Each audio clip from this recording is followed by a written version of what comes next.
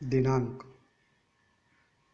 8 जुलाई 2020 बुधवार Shri SM. Jadeja arts and commerce college Kutiyana, प्राध्यापक किरीट जोशी। मित्रों, आज हम बीए सेमेस्टर 5 के 15वें पेपर मध्यकालीन हिंदी काव्य भाग के अंतर्गत जो भ्रमर गीत सार काव्य रखा गया है, उस भ्रमर गीत सार काव्य के रचयिता सूरदास के व्यक्तित्व एवं कृतित्व के बारे में चर्चा करेंगे। कृष्ण भक्ति आंदोलन में सूरदास का स्थान में हमने देखा कि सूरदास अष्टछाप के कवि हैं, अष्टछाप के प्रधान कवि हैं। अष्टछाप की स्थापना गोस्वामी श्री विठलनाथ जी ने की थी। हमने आपको समझाया था कि सूरदास, कुंभनदास, कृष्णदास, नंददास, गोविंद स्वामी, परमानंद दास, चतुर्भुज दास, 8 कवि भगवान श्री कृष्ण के मंगला,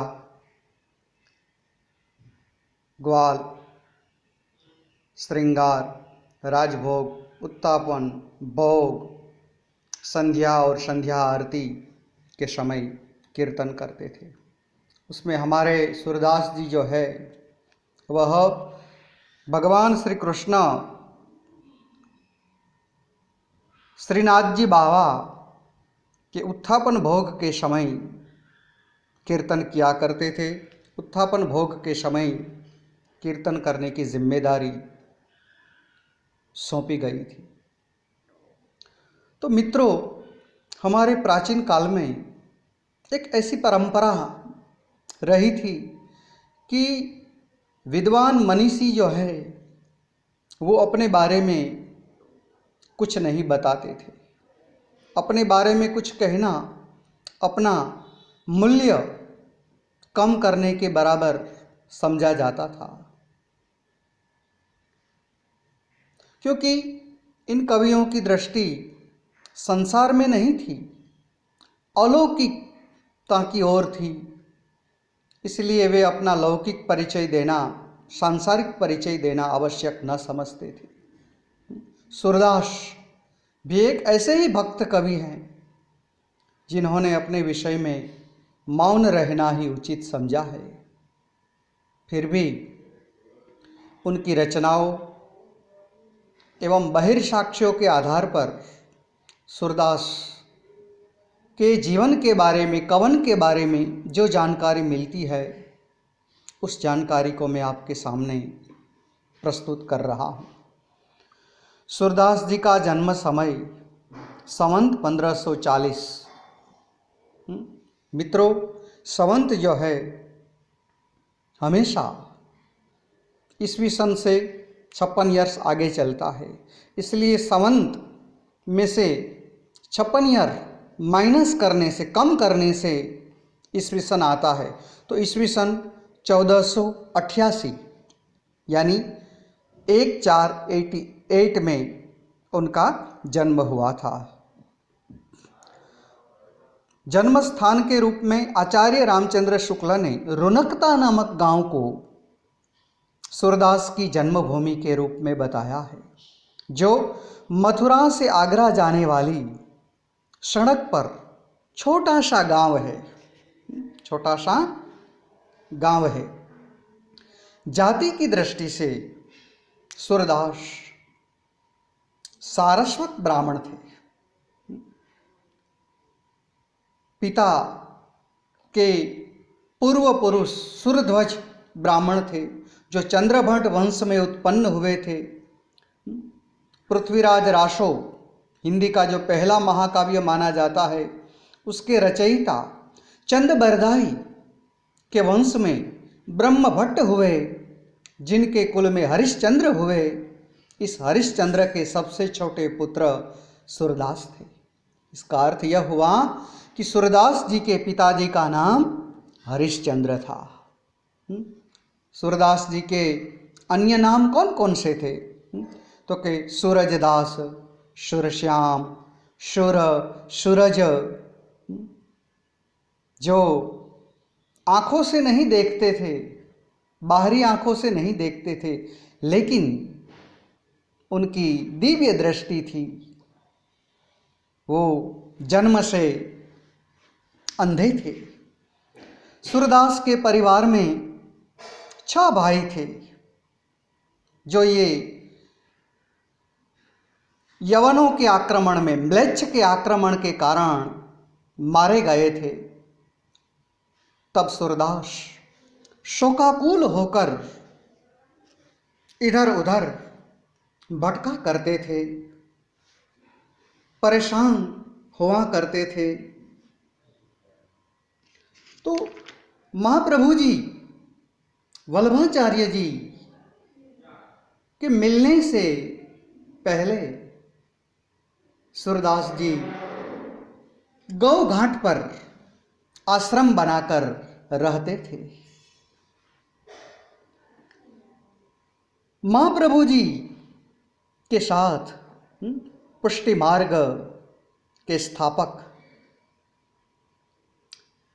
जिसे कृष्ण का मुखारविंद, श्री कृष्ण का मुखारविंद कहा जाता है, राधा जी और कृष्ण की लीला के साक्षी ऐसे महाप्रभु श्री वल्लभाचार्य जी से सूरदास जी की भेंट कैसे होती है, इस विषय में हम चर्चा करना चाहते हैं। महाप्रभु जी ने सूरदास की प्रसिद्धि सुनी थी और सूरदास भी महाप्रभु जी के साथ मुलाकात करना चाहते थे। इसके विषय में उन्होंने अपने मित्रों, अपने शिष्यों से बताया था कि महाप्रभु जी इधर पधारे तो आपके साथ मेरी मुलाकात करवाना, भेंट करवाना। महाप्रभु वल्लभाचार्य दक्षिण में दिग्विजय करके उत्तर की ओर आए। उत्तर यानी मथुरा, वृंदावन, ब्रज में पधारे और ब्रज को भगवान श्री कृष्ण की जन्मस्थली बताया जाता है। गंगा यमुना की घाटियों को अपने शुद्धाद्वैतवाद के प्रचार से गुंजायमान करने लगे थे। महाप्रभु जी ने दर्शन के क्षेत्र में शुद्ध अद्वैत वाद का प्रचार किया। मतलब ब्रह्म और जीव में शुद्ध रूप से अद्वैत है, मतलब कोई भेद नहीं है। अपने अपने इष्टदेव की आराधना के लिए गोवर्धन पर एक छोटे से मंदिर की प्रतिष्ठा भी कर दी थी। यह मंदिर श्रीनाथ मंदिर के नाम से प्रसिद्ध है। और मित्रों, श्री जी बाबा श्री महाप्रभु जी के श्री वल्लभ कुल के आराध्य देव हैं, आराध्य है, इष्ट प्रभु है। संवत 1576 में श्री पूर्णमल खत्री ने इस मंदिर को बनाकर पूर्ण किया था। 84 वैष्णवों की वार्ता से हैं, जिसकी रचना गोकुलनाथ जी ने की है, आचार्य वल्लभ इसी संवत के आसपास सूरदास के निवास स्थान गौघाट पर पहुँचे। वास्तव में सूरदास के निवास स्थान की ख्याति आचार्य को उनके पास खींच ले गई। सूरदास की प्रसिद्धि महाप्रभु जी को स्वयं सूरदास के निवास स्थान गौघाट की ओर खींच ले जाती है। अपने श्रीनाथ मंदिर में सब प्रबंध कर दिया था, केवल कीर्तन का क्रम शेष था। संभवतः इसी कार्य का प्रबंध करने के लिए आप सूर्य के पास पहुँचे हैं, लेकिन देव का विधान कहिए, सूर्य की इसी समय तक पर्याप्त वय हो चुकी थी, मतलब उसकी उम्र बड़ी हो चुकी थी। जीवन में कहीं शांति नहीं थी, तृप्ति नहीं थी। भक्ति करते हुए भी उस गति की प्राप्ति नहीं थी। सूर्य की बंद आंखें खुलकर उस लीलामय दर्शन करने को अभिलाषी थी। सूर्य की बंद आंखें भगवान श्री कृष्ण की लीलाओं का दर्शन करने की अभिलाषी थी। सूर्य के जीवन में उन आँखों को खोलने वाले किसी महापुरुष की राह थी। ऐसे में सूरदास को श्री महाप्रभु जी के आगमन के समाचार मिले तो आपने एक सेवक से कहा कि आचार्य भोजन करके विराजमान हो, तब खबर करना कि हम आचार्य जी के दर्शन करेंगे। जब महाप्रभु भोजन के उपरांत गद्दी पर विराजमान हुए, सेवक ने सूरदास से जाकर निवेदन किया और उन्होंने चलकर आचार्य जी के दर्शन किए। महाप्रभु ने सूरदास को अपने पास बैठाया और भगवत लीलाओं का वर्णन करने के लिए कहा। सूर्य ने आचार्य जी की आज्ञा को सुनकर काव्यात्मक वाणी में कहा, हाँ हरि सब पतितन को नायक है। हाँ हरि, हे प्रभु, मैं तो सब पतितों का भ्रष्ट लोगों का अग्रगणी हूँ। मैं कैसे भगवान की लीलाओं का कीर्तन करूं, गायन करूं। प्रभु मैं सब पतितन को टीको, मैं जो पतित लोग हैं, भ्रष्ट लोग हैं, उन सब का अगुवा हूं। सूरदास इस देवी जीव की वाणी सुनकर महाप्रभु बोले, सुर हैं के ऐसो दिदियात काहे को, कछु भगवद लीला वर्णन करी। सुर है मतलब सूरदास होकर तुम दिदियात ऐसी वैसी बातें क्यों करते हो। कुछ भगवत लीला का वर्णन करो। इसके जवाब में सूरदास ने कहा, महाराज मैं कछु भगवत लीला समुझत नहीं हूं।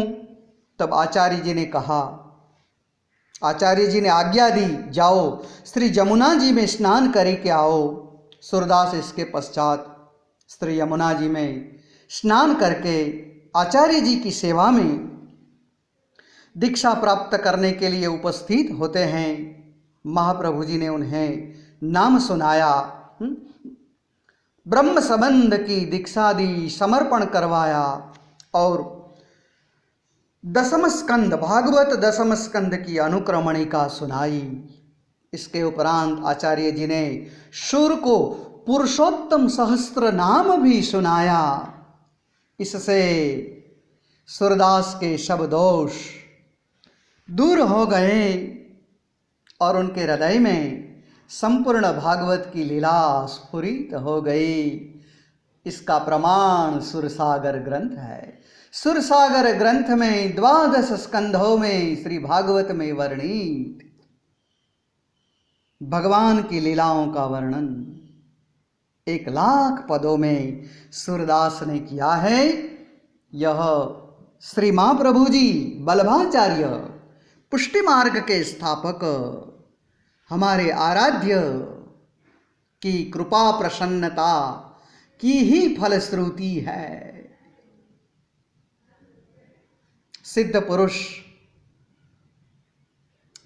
श्री वल्लभाचार्य जी से इस प्रकार नवधा भक्ति की सिद्धि और हरि लीला के दर्शन पाकर शूर ने अपने समस्त शिष्यों को आचार्य जी की सेवा में उपस्थित किया और सबको दीक्षा दिलवाई। अर्थात सूरदास ने तो ब्रह्म संबंध लिया, परंतु गौ घाट में उनके जितने भी शिष्य मंडल थे, उन शिष्य मंडल ने महाप्रभु जी श्री वल्लभाचार्य जी से ब्रह्म संबंध दीक्षा पाई, मतलब पुष्टि मार्ग में दीक्षित हो गए, पुष्टि मार्ग में परिणीत हो गए।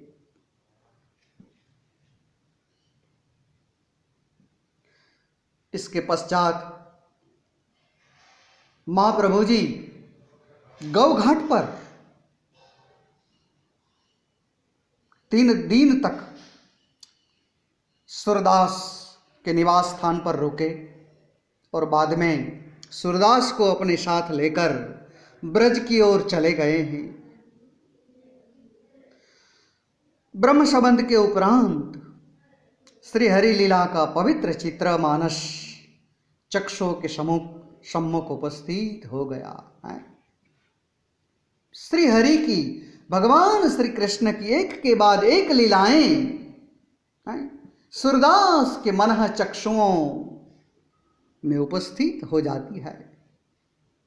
ये ब्रह्म संबंध दीक्षा का फल है, जिसके बारे में सूरदास ने एक पद कहा है। मित्रों, मैं लिखा है ऐसा नहीं कहता, क्योंकि सूरदास तो अंधे थे, वो तो मात्र महाप्रभु जी के आशीर्वाद से, महाप्रभु जी की आज्ञा से श्री हरि की, परब्रह्म श्री कृष्ण की लीलाओं के दर्शन करते थे, परब्रह्म श्री कृष्ण के श्रृंगार का दर्शन करते थे, सौंदर्य का दर्शन करते थे, उसका वर्णन करते थे।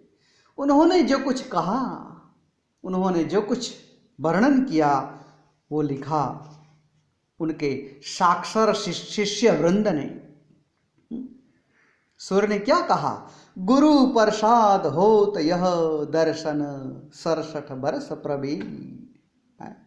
60 वर्ष के उपरांत गुरु की कृपा से ये दर्शन हुए हैं। शिव विधान तप करियो बहुत दिन तऊ पार नहीं ली। महाप्रभु जी से दीक्षा पाने से पूर्व सूरदास ब्राह्मण होने के नाते शिव की आराधना करते थे, भगवान शिव के भक्त थे। परंतु उन्होंने बताया कि बहुत दिनों तक मैंने भगवान शिव की उपासना की, फिर भी मुझे ये दर्शन नहीं हुए। कर्म योग पुनि ज्ञान उपासन सब ही भ्रम भरमायो। मेरे हृदय में कर्म ज्ञान योग के जो भेदभाव थे, वो भेदभाव आचार्य की कृपा से दूर हो गए हैं। वैसे महाप्रभु और उनका वल्लभ कुल परम कृपालु है, परम कृपाल श्री वल्लभ नंदन। श्री वल्लभ गुरु तत्व सुनायो लीला भेद बताए। श्री वल्लभ ने, श्री महाप्रभु जी ने, श्री आचार्य जी ने गुरु तत्व समझाया और भगवान श्री कृष्ण की लीलाओं का भेद जो है वो समझाया है। तो ये गुरु का महत्व क्या है, इसके बारे में वल्लभ की कृपा से उसके जीवन में, सूरदास के जीवन में क्या परिवर्तन आया है, इसके बारे में सूरदास जी ने बताया है। जन्मांध होने से अविवेक के लौकिक कूप में पड़े थे, उसमें अविवेक था, परंतु ये अविवेक के लौकिक कूप में से, कुएं में से उन्हें हाथ खींचकर कौन बाहर निकालते हैं? श्री महाप्रभु जी, श्री वल्लभाचार्य जी, हमारे पुष्टि मार्ग के संस्थापक, जिन्होंने वैष्णवों को सेवा की रीति बताई है। बहुत दिनों तक भटकते रहने से जो उपर्युक्त रूप में आचार्य वल्लभ से मुलाकात हुई थी, जिससे सूरदास के जीवन के काम, क्रोध, शत्रुओं का विनाश हो गया था और अनपायिनी भगवत भक्ति की सिद्धि हुई थी। अनपायिनी, जो सहज रूप से प्राप्त नहीं होती। ठाकुर जी की कृपा, गुरु की कृपा के बिना भगवत भक्ति, ठाकुर जी की सेवा प्राप्त नहीं होती। वही सेवा श्री महाप्रभु जी की कृपा से, महाप्रभु जी के आशीर्वाद से सूरदास को मिली थी।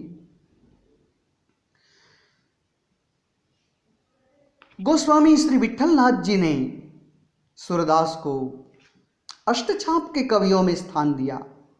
सूरदास के अतिरिक्त अन्य कवियों को भी श्रीनाथ जी के मंदिर में अष्ट सेवा का क्रम सौंपा गया था। उनमें कुंभनदास, कृष्णदास, नंददास, परमानंद दास, गोविंद स्वामी, चित्त स्वामी, चतुर्भुजदास का समावेश होता है।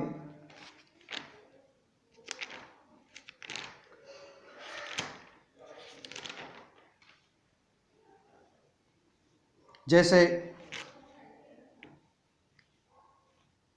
परमानंदास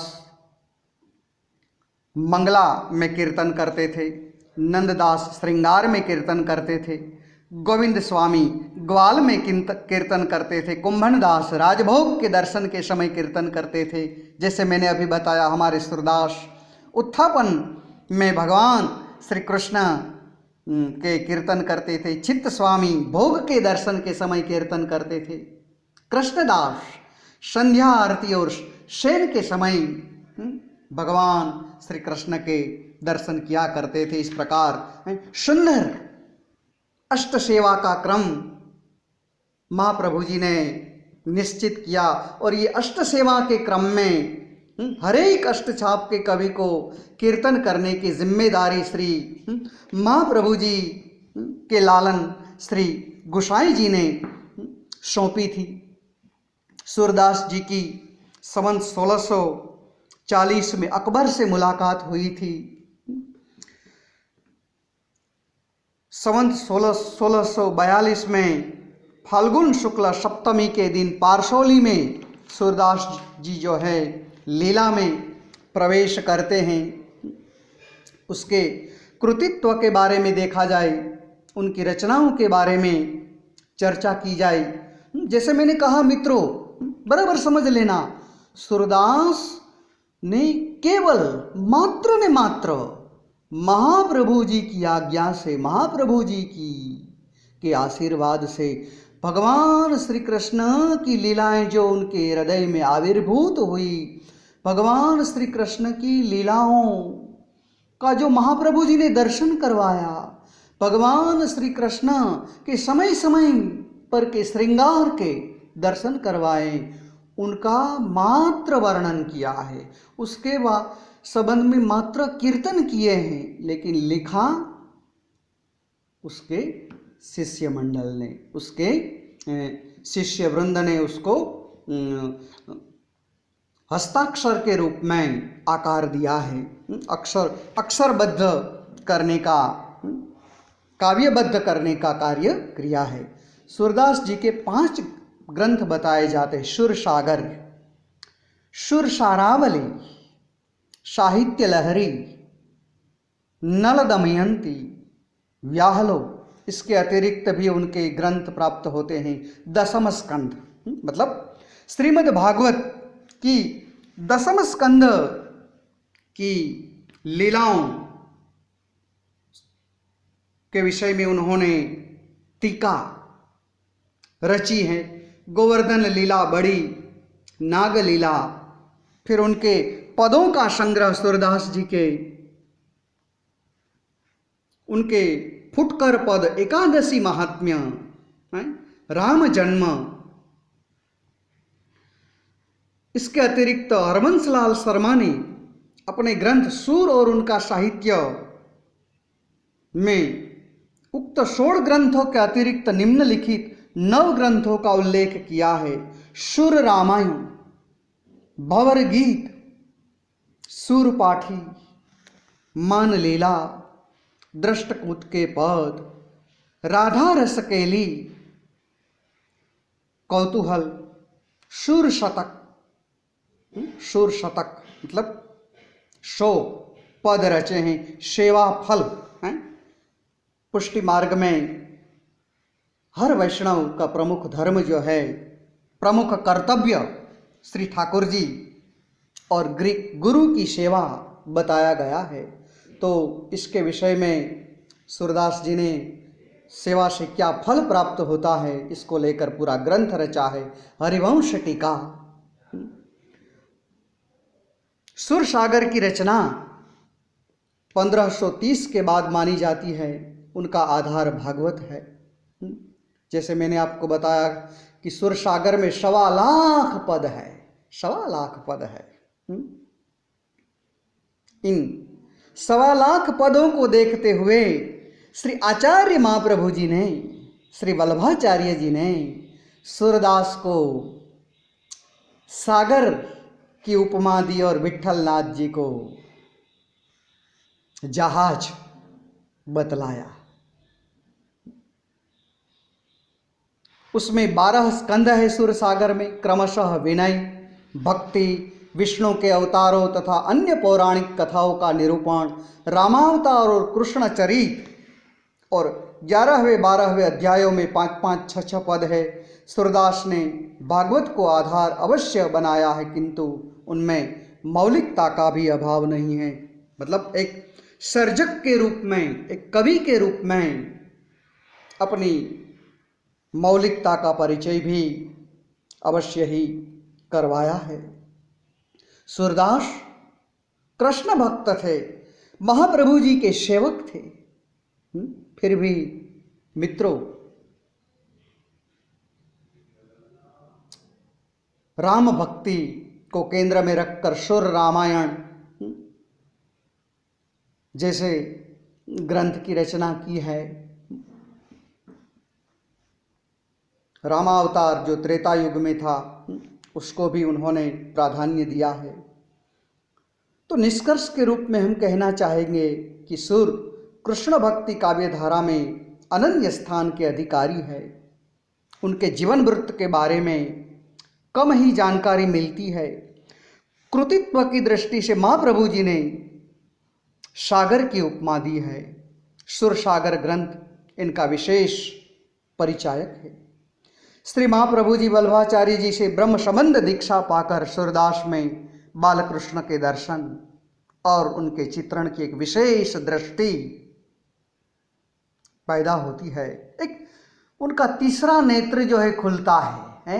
ऐसा कहा जाता है कि बेचारे सूरदास के जन्म से 2 आंखें बंद थी, लेकिन एक तीसरी आंख, हृदय की आंख जो है महाप्रभु कृष्ण स्वरूप श्री महाप्रभु वल्लभाचार्य जी ने खोली है, जो उनके कृष्ण भक्ति संबंधी पदों की रचना में सहायक होती है।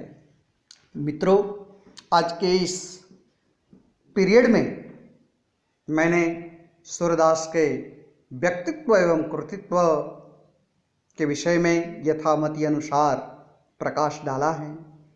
इसके विषय में मटेरियल जो है आपको व्हाट्सएप के द्वारा कल इसी पीरियड में थोड़ा इसका पुनरावर्तन करते हुए भेजा जाएगा। अस्तु, धन्यवाद।